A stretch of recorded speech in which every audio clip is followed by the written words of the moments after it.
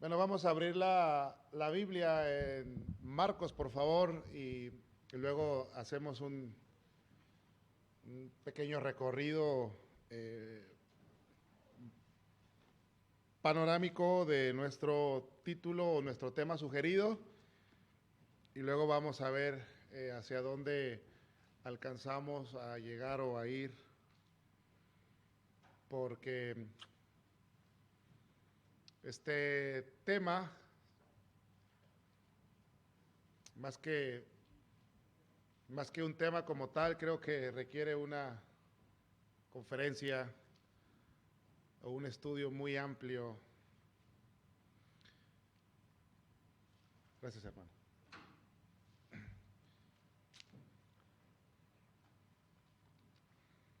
Bueno, cuando vino el revuelo de las terminologías y sobre todo cuando se hablaba de la soberanía de Dios, se estaban intentando explicar muchas cosas y dentro de esa verdad alguien tuvo que establecer que la soberanía de Dios y la responsabilidad del hombre nunca se juntaban, ninguna explicaba a la otra, pero tenían que estar juntas siempre. Y eso es una gran verdad en razón de que el conocimiento de Dios para nosotros como ministros implica un sinfín de cosas y un sinfín de temas, pero hay algo que yo quiero que analicemos juntos porque hemos hablado de la teología bíblica y de la teología sistemática, pero agradezco a Dios que estuve en este momento en el orden porque pareciera que estamos puestos de acuerdo porque hay un elemento del conocimiento de Dios que únicamente aparece bajo un detalle que vamos a ver en Marcos y luego vamos a observar algunos textos que nos van a ayudar a ver cómo los grandes predicadores siempre tuvieron un elemento eh, único en ellos. Y ese elemento, quiero decirlo de manera sucinta, aunque vamos a ahondar en él, es la oración. Es interesante que el conocimiento de Dios para el ministro nos lleva a pensar, y la verdad yo fui seducido en esa parte a hablar un poquito de teología y de academia en un sentido, pero luego estaba viendo hacia dónde nos llevaba ese título como tal y yo me di cuenta que parte del conocimiento de Dios implica saber cuáles son las herramientas espirituales que nosotros debemos usar y poner en práctica que vienen en razón a ese conocimiento que yo tengo de Dios, porque por algo Cristo oró y por algo Pablo oró y por algo los apóstoles oraban y por algo siempre la oración, como lo vamos a ver en algunos textos, estaba siempre sujeta o estaba sujeto siempre o iba unido al término predicación o ministerio de la palabra. Y hay cosas únicas que se activan con la oración, aunque la oración, en mi opinión, aunque usted puede diferir, en mi opinión es soberana, no la entendemos como tal, no sabemos lo que sucede realmente cuando oramos en un sentido y sí tenemos que decir que hay cosas únicas que suceden en la oración que se escapan de nuestra comprensión. Así que vamos a analizar este texto y luego hacia donde nos dirija nuestro tiempo, hasta donde alcancemos nomás, confiando en el Señor que tendremos otra oportunidad de vernos y analizar con detenimiento esto en Marcos 1, 32 al 39. Parafraseo en algunos momentos, usted puede hacer su lectura literal, yo para hacerlo un poco más dinámica, llega la noche y luego que el sol se pone, traen a los que estaban enfermos, a los posesos o endemoniados, y luego la ciudad se agolpa a la puerta. Esa es una hipérbole. Y sana a muchos que estaban enfermos de diferentes enfermedades, echó fuera demonios y no dejaba hablar a los demonios porque le conocían. Entonces hay algo en la redacción de Marcos que nos lleva inmediatamente en una forma de escritura que pareciera que no es tan trascendente y nos llevaría a detenernos en otros detalles. Por ejemplo, alguno preguntaría, bueno, ¿por qué los demonios no podían hablar de quién era Jesús? Y otras cosas que están aquí en el texto que no tenemos tiempo de ver, pero luego en el 35 hay algo bien importante. Hay una acción de la humanidad de Cristo que está señalada en esa acción, en ese verbo levantándose muy de mañana. Hay un superlativo ahí, muy de mañana, siendo aún muy oscuro. El Señor hace algo importante. Él sale del lugar donde estaba y luego busca un lugar desierto y ahí hace algo único. Oraba. Entonces alguien le halló, te buscan, verso 36, Simón le encuentra, le busca, y en el 38 el Señor no se pavonea de sus horas de oración ni de a qué hora se levantó, simplemente dice, nosotros tenemos que ir a los lugares vecinos porque yo tengo que predicar y luego hay una razón ahí, yo para esto he venido y predicaba en las sinagogas de todos ellos y echaba fuera demonios. Sin duda tenemos que decir, y como el pastor Beto nos ayudó y nos resumió, creo que a muchos y nos ahorró tiempo, si podemos señalar a un hombre que tenía elementos de la predicación únicos, imitables, como la teología sistemática o la teología bíblica, etcétera, ese era Cristo, ¿no?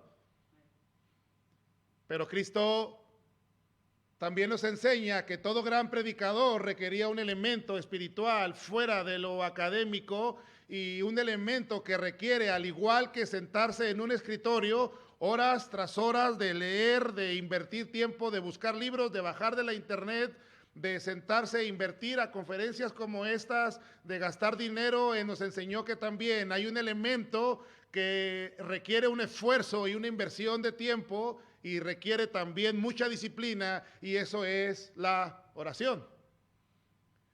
Y la oración tiene elementos únicos que no puedes tú ser un hombre que ora solamente y ser un gran predicador sin estudiar, y no puedes ser un gran estudioso de los sistemas teológicos o de la palabra y ser un gran hombre de Dios sin orar. O sea, la oración y el estudio de la palabra van de la mano siempre y nunca están separados, y lo voy a demostrar. Porque si Cristo conocía la Biblia como enseñó del camino a Emaús y todo lo que él hizo, entonces yo pudiera preguntar, por una razón Dios oró en este momento y oró en toda su vida. Y si tú dices, bueno, pastor, estás hablando de Cristo, debes usar un ejemplo un poquito más apegado a nosotros. Yo te llevo a Hechos 6, en donde la prioridad de los apóstoles era en la preocupación del ministerio de la palabra. Así inicia la preocupación. Y si tú observas Hechos capítulo 6, cuando se eligen a los hombres con ciertas características espirituales, allí hay una añadidura en la redacción. Es necesario entonces que nosotros ahora sí estemos dedicados de tiempo completo a la oración y al estudio o al ministerio de la palabra. De inicio, el ministerio de la palabra aparece solo en Hechos 6, pero cuando los apóstoles afirman el descanso que tienen de tener a hombres como Esteban y otros, ellos añaden, es importante que la palabra esté bañada o permeada o unida a la oración. Es importante entonces que conocer a Dios ministerialmente o para nosotros como ministros nos lleva a entender que hay herramientas que sí requieren un estudio y un esfuerzo y un sentarnos y una inversión, pero también hay herramientas que no son académicas, por llamarlo de alguna manera, o que no son de la letra, sino que son esfuerzos espirituales, y la oración es también una herramienta que se nos es dejada, porque la oración activa cosas únicas en la vida del ministro de forma directa. Así que, ¿qué es lo que yo quiero hacer? Bueno, yo quiero motivarte, y soy portador de malas noticias, porque Si usted no llega a casa motivado a estudiar más después de haber escuchado lo que ha escuchado hasta este momento, y apenas es nuestro primer día, en un sentido completo, usted ha fracasado en su estancia aquí en estas conferencias. Si usted no llega a su casa y dice, yo voy a invertir en libros y voy a invertir tiempo en leer y voy a, como hice en algún momento, tirar todos mis sermones que había hecho en el seminario y con una humildad delante del Señor, sentarme y volver a reescribir toda una posición, usted sinceramente ha fracasado. Y soy portador de malas noticias, porque para hacer o tener un ministerio agradable a Dios y eficaz en todos los sentidos, usted, aparte de hacer teología o estudiar, también tendrá que invertir tiempo para orar. Yo estaba pensando algo ahorita que escuchaba al pastor Beto y al pastor Eder. Cuando no estés haciendo teología sistemática, tienes que estar orando. Y cuando no estés orando, tienes que estar haciendo teología sistemática. Eso no nos deja tiempo para Netflix. Cristo aparece en el versículo 9 de Marcos. Vamos rápido aquí y luego quiero ser muy dinámico en esta motivación. No quiero enseñar realmente el todo de la oración, pero quiero motivarte a que ores más y motivarme a mí de nuevo a orar más. Cristo aparece en el versículo 9 de Marcos 1:9, aparece en su bautismo. En los versículos 12 al 13 es probado durante 40 días. Sin comer ni beber nada. En el verso 14 y 15 le vemos predicando. En el verso 16 al 20 inicia su elección de los discípulos. Y de los versículos 21 al 28 le vemos predicando y le vemos echando fuera demonios. Del versículo 29 al 31 sana a una mujer más, a la suegra de Pedro. En los 40 al 45 sana a un leproso. Y en el capítulo 2 sana a un paralítico, llama a Leví, de los versículos 21 al 28. Y en el capítulo 3 sana a muchos, y así le vemos hasta el capítulo 4, 38, en donde el sistema de escritura de Marcos nos dice o registra que el Señor duerme o descansa por primera vez en este embate activo de ministerio. Así que si nosotros hacemos una homilética simple sobre el pasaje que yo acabo de leer, del versículo 32 al 34, nosotros vemos una autoridad de Cristo única para sanar el cuerpo y echar fuera demonios. Pero en los versículos 35 al 39, inmediatamente tú disciernes que hay unas prioridades imitables que por eso se nos fueron dejadas en la vida de Cristo. Y esas dos prioridades eran orar y predicar, o simplemente decir el mensaje que él tenía que decirlo. Pero hacia donde quiero ir, porque estamos corriendo por razón de tiempo, es que Cristo o el Espíritu Santo, al inspirar a Marcos, le permite esta forma tan burda de escribir, para nosotros alentarnos y decirnos que Cristo nos presenta un ejemplo de sacrificio en la oración. Si partimos del verso 32 en un análisis muy simple del texto, para yo decirte que cuando tú no tienes un concepto correcto de Dios en tu ministerio, es visible bajo tres errores por los cuales nosotros, o tres razones por las cuales nosotros no oramos. La hora exacta con la cual inicia el versículo 32, si tú ves ahí, no es clara porque no hay una hora cuantificada o no hay un número puesto ahí, pero si hacemos un poquito de juicio, el día judío terminaba a las 6 de la tarde, así que podemos establecer una lógica simple, que la gente empezó a llegar como a las 6:30 o 7, más o menos. Estamos un poco jugando con el tiempo, porque dice cuando llegó la noche, luego que el sol se puso, traen a todos los que tenían una enfermedad o demonios. No sabemos a qué hora terminó de sanar y echar fuera demonios, porque tampoco nos dice. Simplemente dice que sanó a muchos. Y si tú ves la forma en la que sinceramente Marcos escribe, simplemente dice que toda la gente se agolpó y toda la gente vino. Un uso hiperbólico en la redacción, porque Marcos no dijo vinieron 200 o 500, simplemente se agolpó Capernaum, vino mucha gente, o toda la comunidad de Capernaum vino. Así que vamos a suponer que Cristo terminó como a la 1 de la mañana de estar haciendo todo ese proceso de sanidad y expulsión de demonios. Y a las 5 de la mañana, según el verso 35, en un estudio muy pequeño que tuve que hacer en el internet de más o menos los horarios de la salida del sol,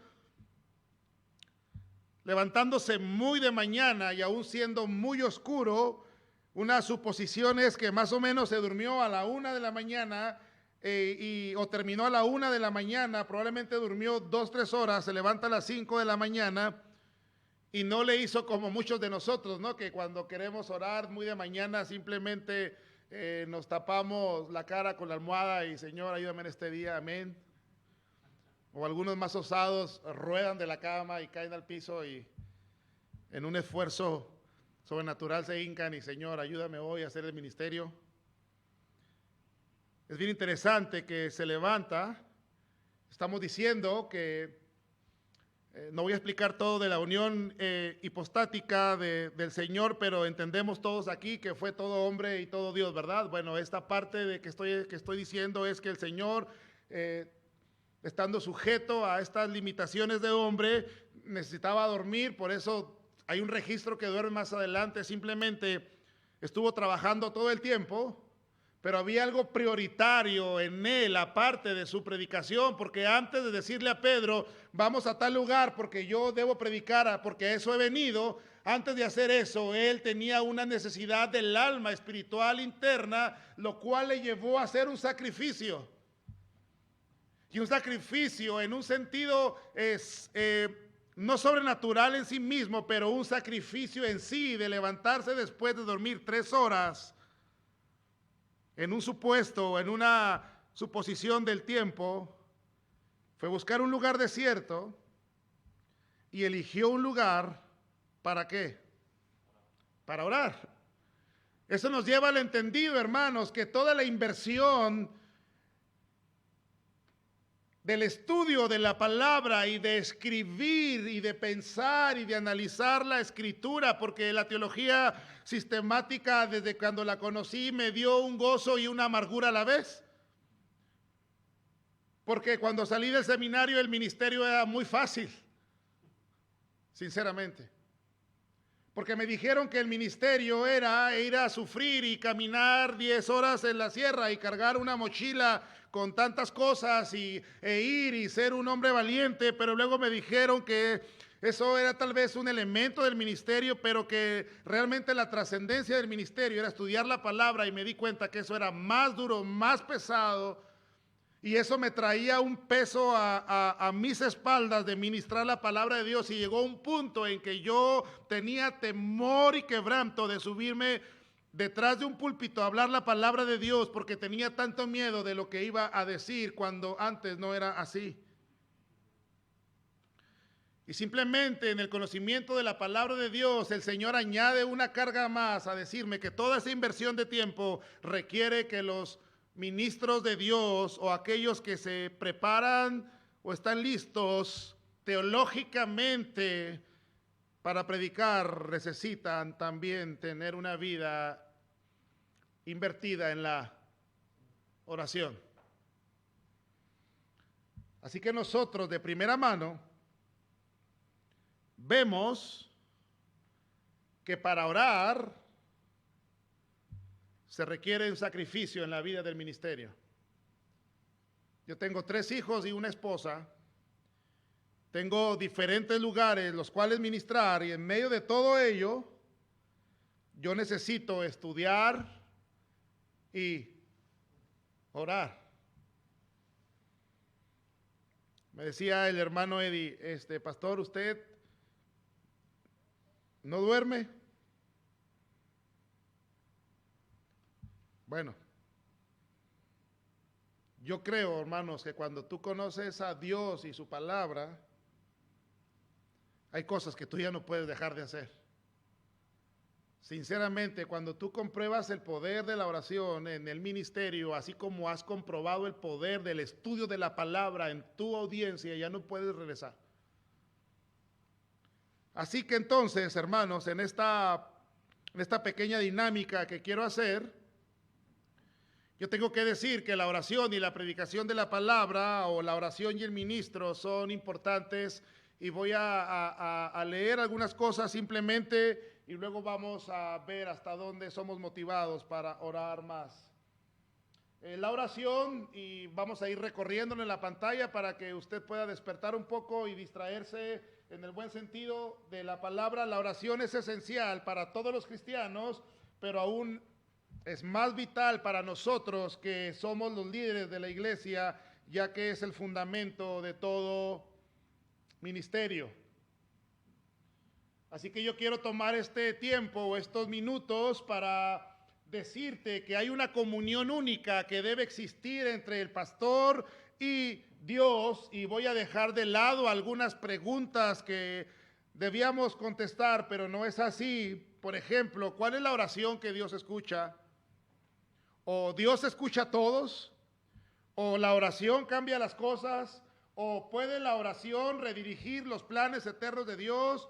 ¿O cuáles son las cosas a las que Dios le ha placido contestar en base a la oración? ¿O simplemente porque oramos? Y probablemente esta última pregunta sí debamos darle una pequeña respuesta, pero quiero basar mi exposición en simplemente observar que mi poco conocimiento del Dios al que yo adoro se ve reflejado en 3 errores generales de todo líder pastor. Así que, número 1, ahí vamos, todo es en vivo, por eso no está apareciendo ahí en la pantalla, pero el primer error, hermanos, es que tenemos que ser sinceros y tenemos que decir que no oramos el tiempo debido. El puritano inglés Thomas Watson decía: la oración es la respiración del alma. Juan Calvino se refirió a la oración como el alma de la fe, así como el cuerpo muere cuando el alma se va, la fe misma muere cuando la oración desaparece. Y yo pensaba cuando leía todas estas cosas que es increíble que hombres desarrollando liderazgo espiritual oremos tan poco. Eso es algo paradójico en un sentido. Es imposible o es increíble que ese liderazgo espiritual quiera hacerse simplemente prescindiendo o quitando la oración. Tom Pennington, en su sermón El líder de rodillas, hizo un censo muy cautivante o impresionante. 17,000 cristianos asistieron a una conferencia en la cual se desarrolló una de las encuestas más impresionantes hasta el día de hoy. Estos cristianos fueron interrogados en sus prácticas espirituales y la pregunta fue: ¿cuánto tiempo dedican a la oración? La respuesta fue menos de 5 minutos al día. En la misma conferencia había 2,000 pastores con sus esposas y se les hizo la misma pregunta, y en promedio por ambos, pastor y esposa, respondieron que solo oraban 7 minutos al día. Y sinceramente, hermanos, debemos decir que la oración es el deber más descuidado del pastor. Porque somos seducidos por el conocimiento de la palabra de Dios, y es una buena seducción, por decir algo, pero nosotros, al estar analizando la palabra, tenemos que ser movidos a esa comunión, y el medio de comunión con el Señor, o uno de los medios, es la oración, que ha sido descuidada y ha sido cambiada por los libros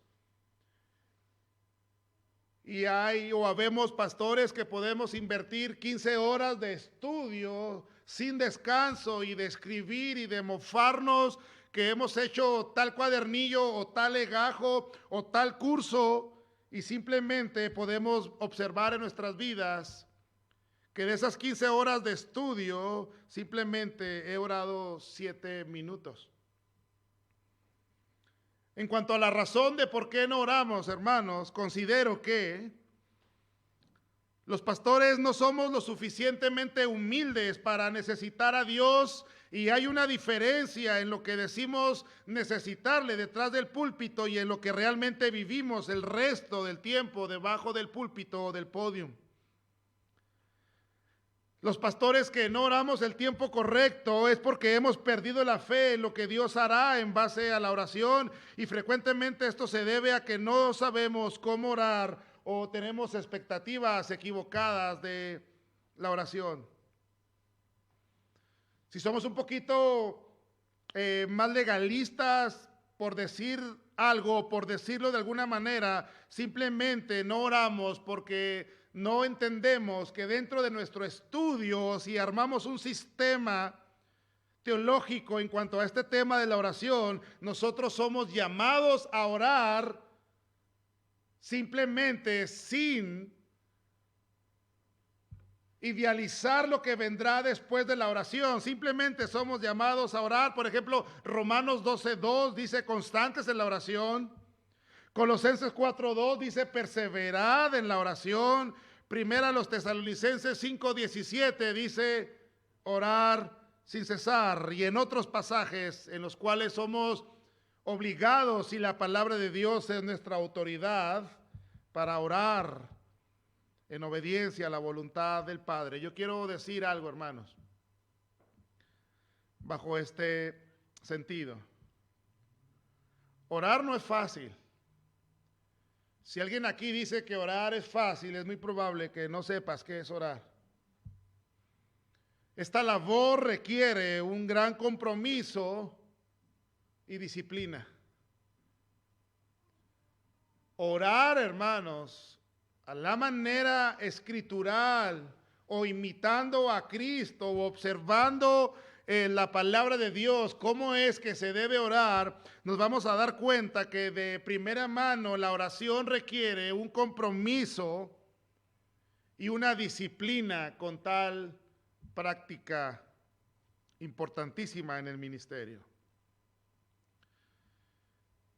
Muchos de aquí estoy muy orgulloso y muy motivado porque el ver las vidas de otros que son usados por el Señor y que crecen en el uso de la palabra debe motivarnos a nosotros, hermanos, a imitarles.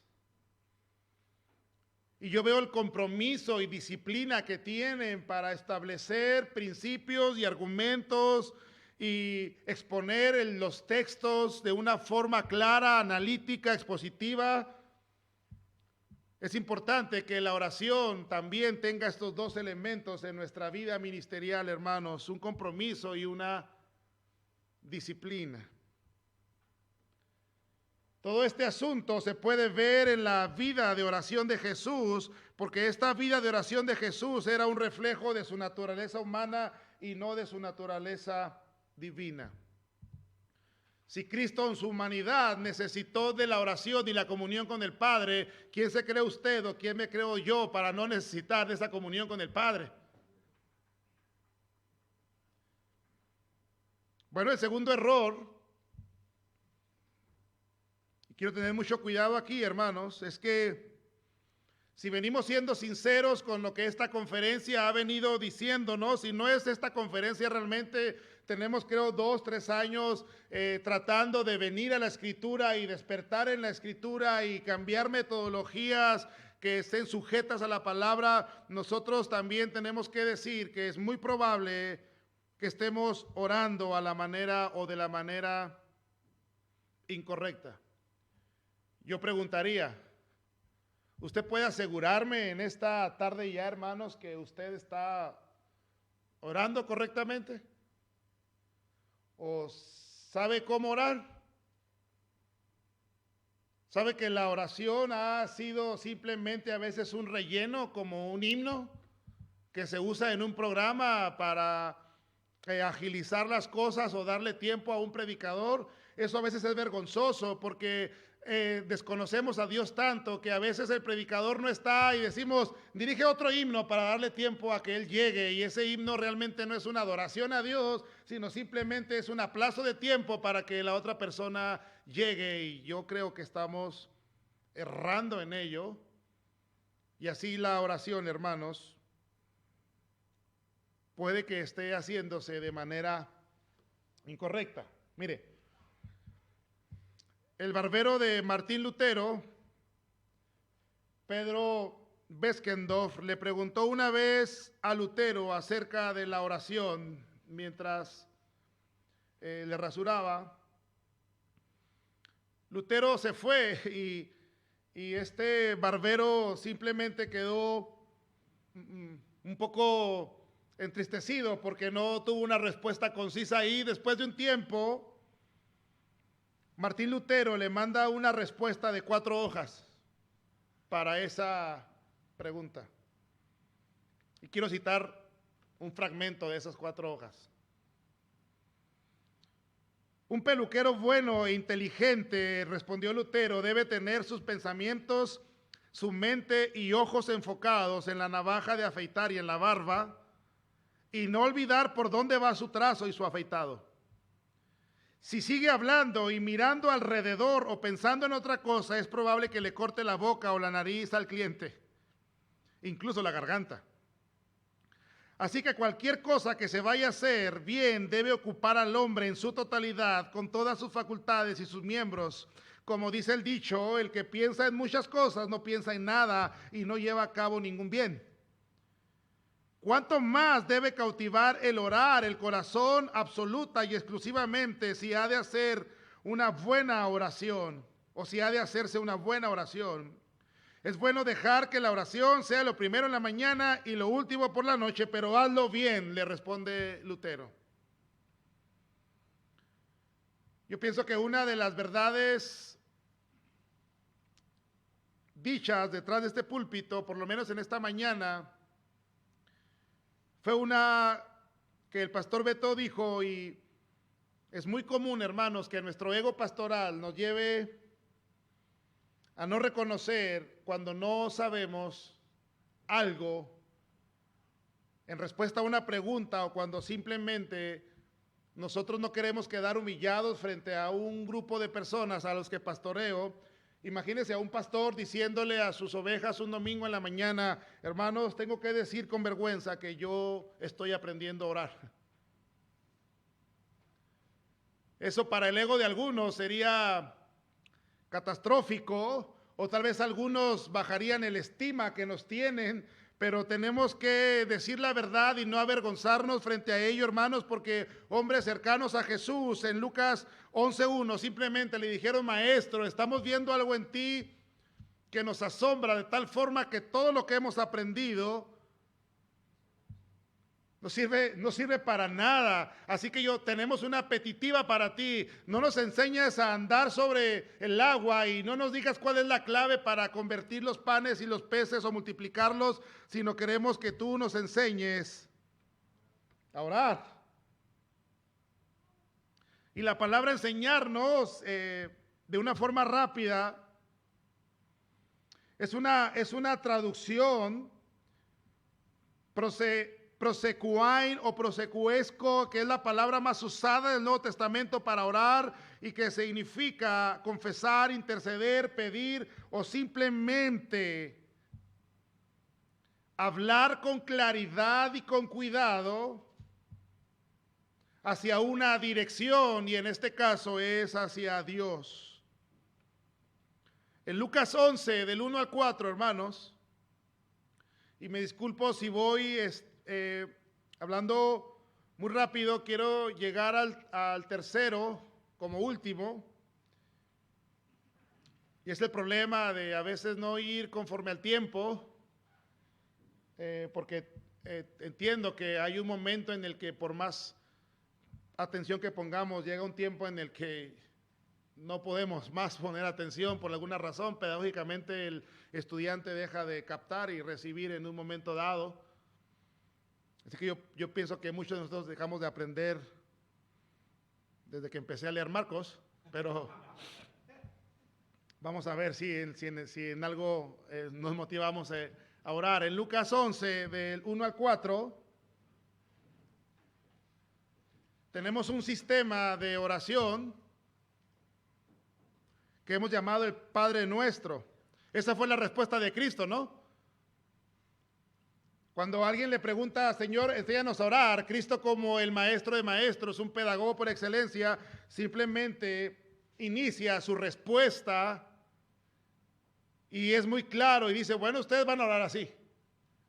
Y no fue una invitación a la repetición porque es contradictorio al sistema, volvemos a lo mismo teológico de la oración, cuando dice que el Señor, que las repeticiones vanas no sirven de nada.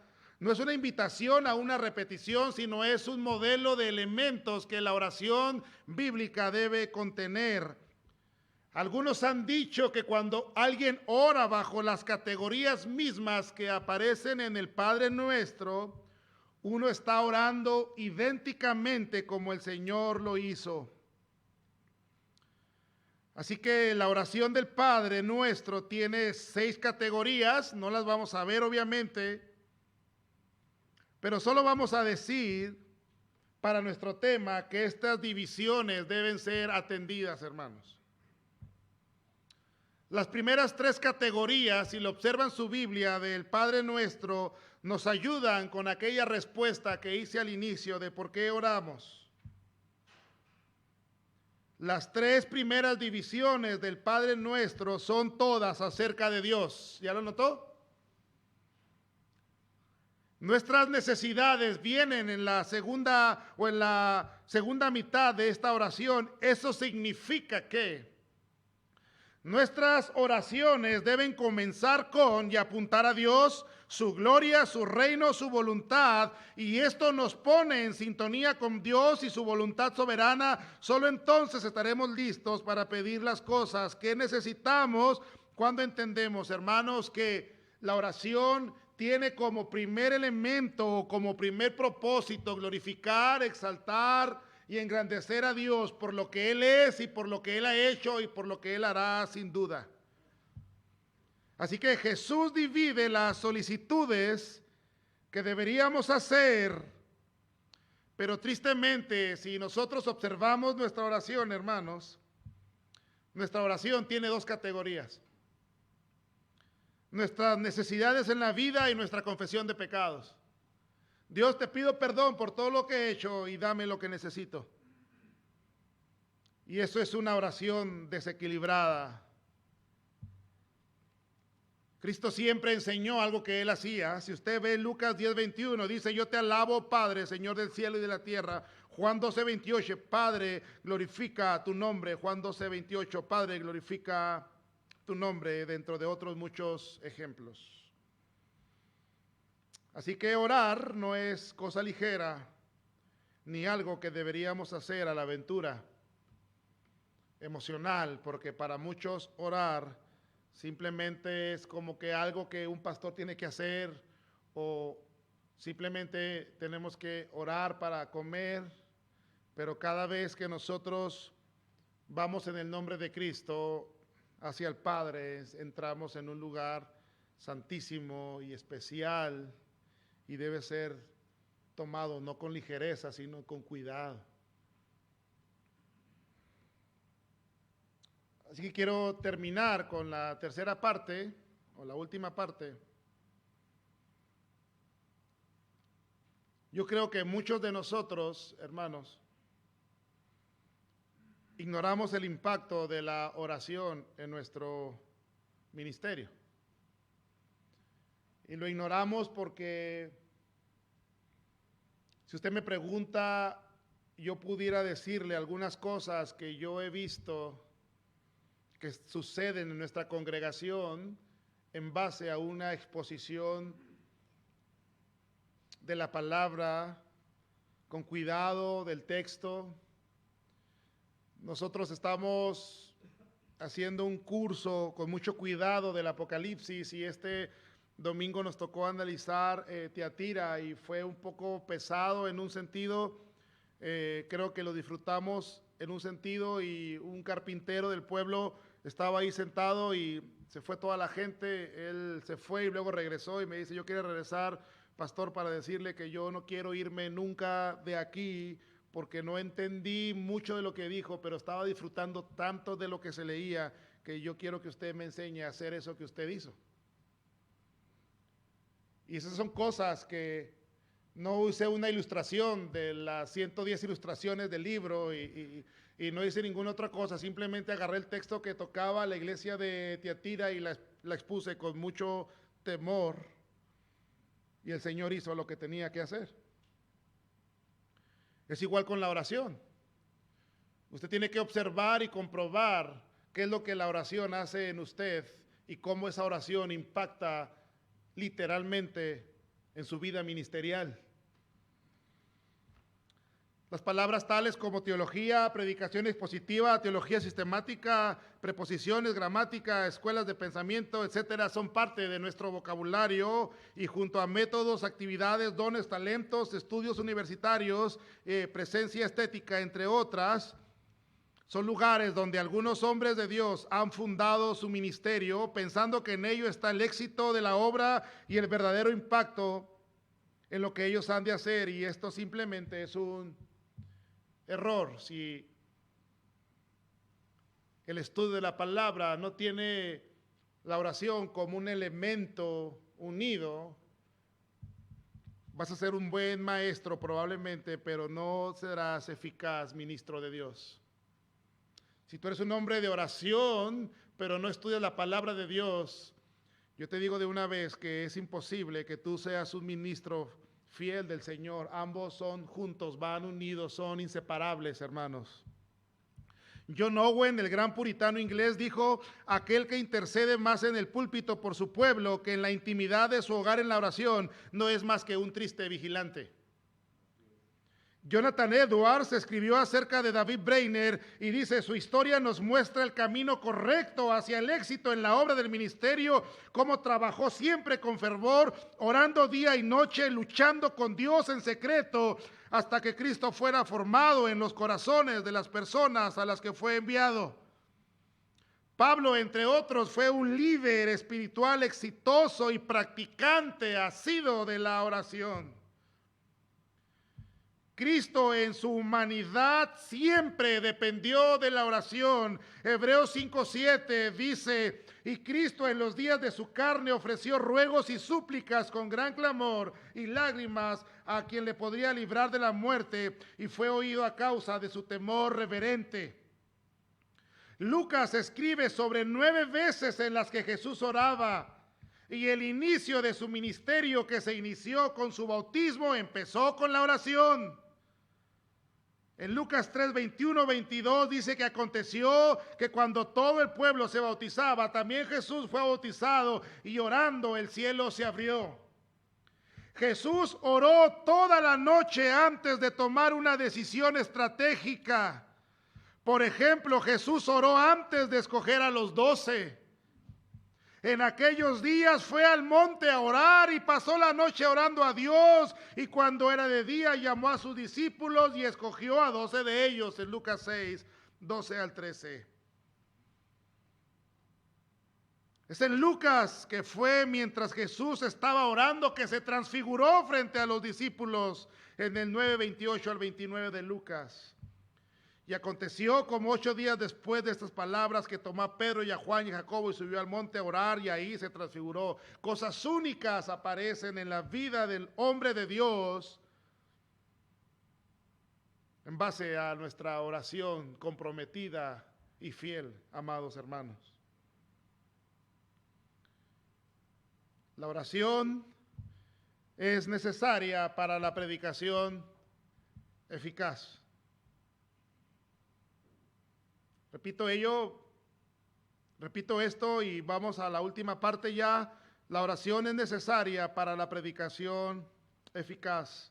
Agustín escribió: un predicador debe trabajar para ser oído con entendimiento. con buena voluntad y con obediencia. Que no tenga la menor duda de que va a afectar eso con oraciones fervientes más que con todo el poder de su oratoria.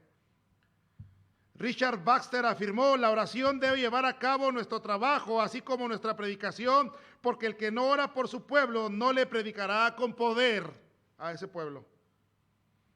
Por eso en Efesios 6:19 el apóstol Pablo dice: orando por mí a fin de que al abrir mi boca me sea dada palabra para dar a conocer con denuedo el ministerio del evangelio. Pablo conocía el ministerio del evangelio, tenía una teología profunda más que muchos de nosotros, pero ¿qué pidió aquí? Una oración que estaría detrás de aquel fervor en la exposición. Termina la preparación de tus sermones con tiempo de oración. Y quiero terminar con la letra C, dejando en deuda algunas, y la seleccioné, estaba sentado ahí y la seleccioné porque es importante, porque como el pastor Eder lo dijo, algunos somos muy jóvenes, y no importa la juventud, realmente la edad, seremos tentados siempre, pero es muy común que en los inicios del ministerio o en edad temprana las tentaciones tengan una fuerza un poco mayor. Pero la oración, hermanos, es necesaria para vencer la tentación en el ministerio. Cristo lo dijo, ¿no? En Lucas 22, del 39 al 46, que les dijo para no entrar en tentación. No les dice: preséntenme un sistema teológico, y no estoy echando por tierra realmente lo que dijo Beto, estoy uniendo estas dos partes, simplemente que la oración y el estudio de la palabra deben ir juntos siempre. No puedes prescindir de uno o de otro, es lo que yo estoy diciendo, amados hermanos, y la oración es tan vital e importante que cubre partes vitales, y Cristo dijo: tú tienes que orar sinceramente para que no entres en tentación. Y como Calvino dijo, no tenemos fuerza para vivir una vida santa excepto de la medida en la que la obtengamos de Dios. El que implora la ayuda de Dios para vencer las tentaciones reconoce que a menos que Dios lo libere, caerá constantemente. Un teólogo muy prominente del siglo pasado declaró, cito y termino: ¿cuál es la razón por la que algunos creyentes sin mucho brillo o sean más brillantes y más santos que otros? Le preguntaron, él dice: bueno, creo que la diferencia en 19 de cada 20 casos surge de diversos hábitos, pero simplemente yo creo que está ligada a la oración privada. Yo creo que los que no son eminentemente santos oran poco, y los que son eminentemente santos oran mucho. Fin de la cita. Yo estoy muy motivado y estoy muy apercibido y estoy muy impulsado por la vida de muchos de ustedes y por el efecto de la predicación de la palabra a nuestro propio ministerio. Tan así que hemos redoblado nuestros esfuerzos de invertir en todo lo que podemos que nos ayude en el análisis claro de la palabra de Dios. Pero yo creo, hermanos, que también es importante el recordar que un elemento vital de todo ministro es la oración, que va unida al estudio de la palabra. Teníamos mucho que decir, pero creo que en esta parte quiero lograr intentar que usted vaya de aquí pensando en que tiene que estudiar mucho y tiene que orar mucho. Padre, gracias por este tiempo en el que sin duda el mayor trabajo en la mente y en el corazón lo harás tú. Simplemente aquí vemos diferentes instrumentos que tú quieres usar para enseñarnos y pulirnos y hacer la obra en los diferentes lugares en donde nos has puesto por razones que tú solo conoces. Padre, qué tan importante es el estudio de la palabra, sin duda, profundo, dedicado. Y aunado a eso, Señor, nuestra disciplina y esfuerzo también debe estar en la oración. Danos el valor y el ánimo de seguir marchando. Gracias por tus hijos presentes y tus siervos. Te alabamos en Cristo Jesús. Amén. Amén. Gracias, hermanos. Es una hora difícil por el hambre, pero gracias a